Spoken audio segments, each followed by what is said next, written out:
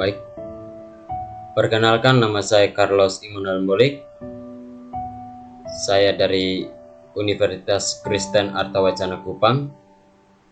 Dalam video presentasi kali ini, saya akan membahas tentang sel prokariotik dan eukariotik.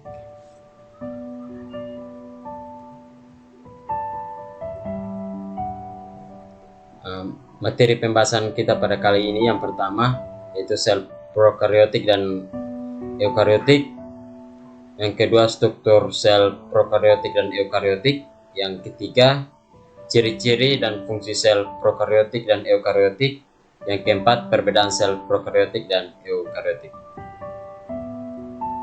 Yang pertama, prokariotik.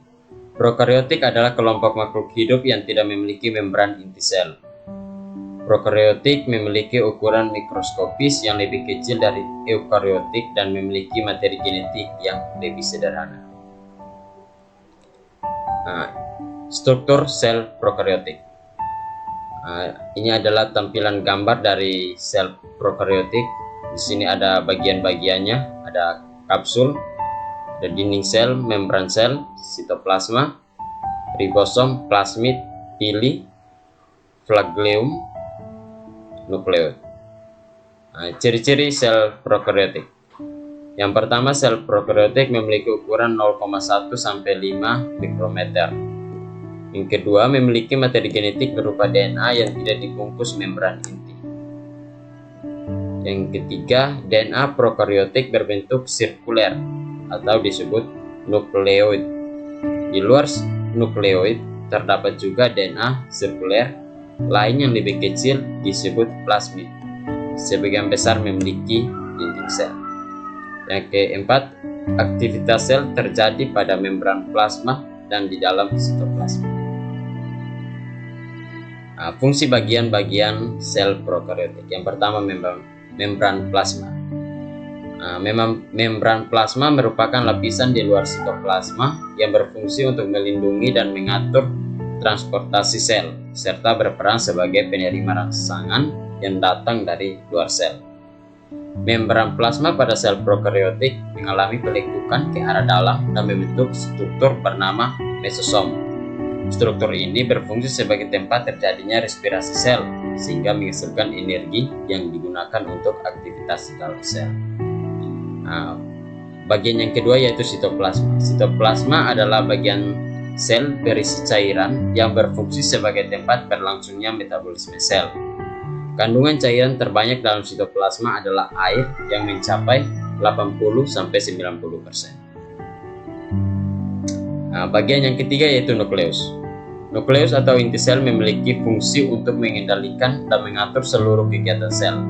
Tidak hanya itu, nukleus juga berfungsi sebagai pembawa informasi genetik, yaitu kromosom yang akan diturunkan ke generasi selanjutnya. Kromosom sendiri merupakan struktur yang terdiri atas DNA dan protein. Bagian yang berikut yaitu ribosom. Ribosom merupakan struktur sel prokariotik berupa butiran yang berfungsi untuk memperbaiki protein. Bagian yang berikut yaitu dinding sel. Dinding sel berfungsi sebagai struktur pelindung kedua setelah membran plasma. Bagian yang berikut yaitu kapsul. Kapsul merupakan struktur pelindung sel ketiga setelah membran plasma dan dinding sel. Bagian yang berikut yaitu bulu rambut. Bulu rambut memiliki fungsi sebagai alat perekan sel bakteri pada suatu permukaan dasar atau benda. Bagian yang terakhir dari struktur sel prokariotik yaitu flagel. Flagel disusun oleh mikrotubulus yang memiliki fungsi dalam pergerakan sel. Contoh makhluk hidup yang memiliki sel prokariotik adalah bakteri dan ganggang hijau biru atau cyanobacteria.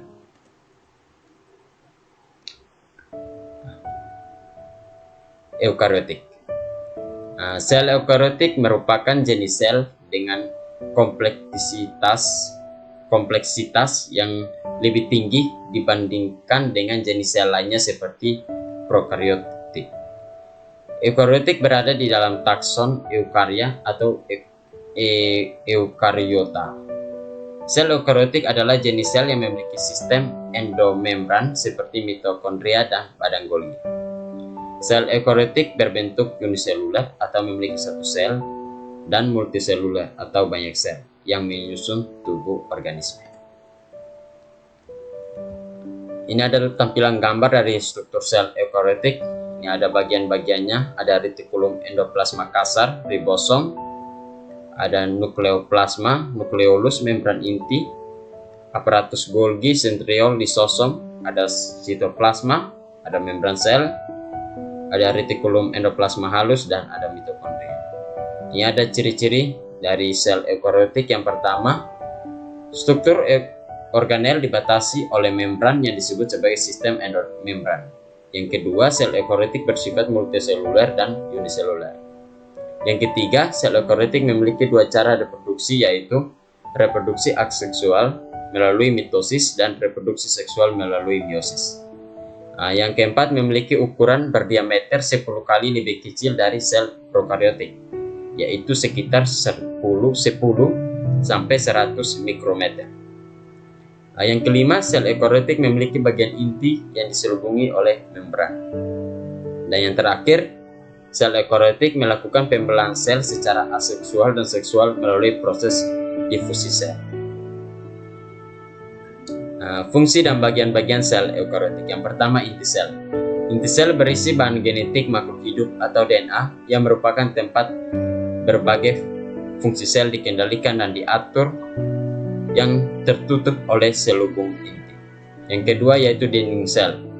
Dinding sel merupakan organel khusus pada tumbuhan dan jamur yang berfungsi untuk mengeraskan sel. Dan yang ketiga, membran sel. Membran sel adalah jenis selaput yang mengelilingi sel, yang semua bahannya bisa digunakan untuk membuang limbah dan menukar nutrisi atau zat lain yang diperlukan. Yang keempat, sitoplasma. Sitoplasma ditemukan di antara membran plasma dan inti sel yang mengandung jaringan membran dan organel seluler dengan fungsi tertentu seperti lisosom, mitokondria, ribosom, kloroplas, dan badan Golgi. Yang berikut, selubung inti. Selubung inti merupakan organel yang mengelilingi inti sel yang terdiri dari dua membran. Salah satu fungsi selubung inti yaitu membantu pertukaran molekul antara inti dan sitoplasma yang terjadi dalam pori-pori membran inti tersebut. Yang berikut, mitokondria. Mitokondria merupakan organel yang berfungsi sebagai tempat berlangsungnya proses respirasi sel pada makhluk hidup. Tumbuhan mitokondria memiliki struktur yang penuh dengan lekukan ke dalam yang membentuk kristal. Yang berikut yaitu vakuola. Vakuola merupakan kantong membran yang berfungsi sebagai tempat proses terjadinya reaksi kimia. Contohnya mengatur keseimbangan air dalam sel dan tempat masuknya makanan. Perbedaan sel prokaryotik dan sel eukaryotik ada 3. Yang pertama, inti sel prokaryotik tidak memiliki membran, sedangkan sel eukaryotik mempunyai membran. Yang kedua, sel prokaryotik memiliki DNA yang berada di dalam nukleoid, sedangkan sel eukaryotik DNA-nya terletak di dalam nukleolus. Yang ketiga, sel prokaryotik tidak memiliki organel seperti mitokondria, badan Golgi, dan retikulum endoplasma. Sedangkan sel eukaryotik memiliki organel seperti mitokondria, badan Golgi, retikulum endoplasma, dan DNA. Sekian presentasi saya kali ini. Terima kasih.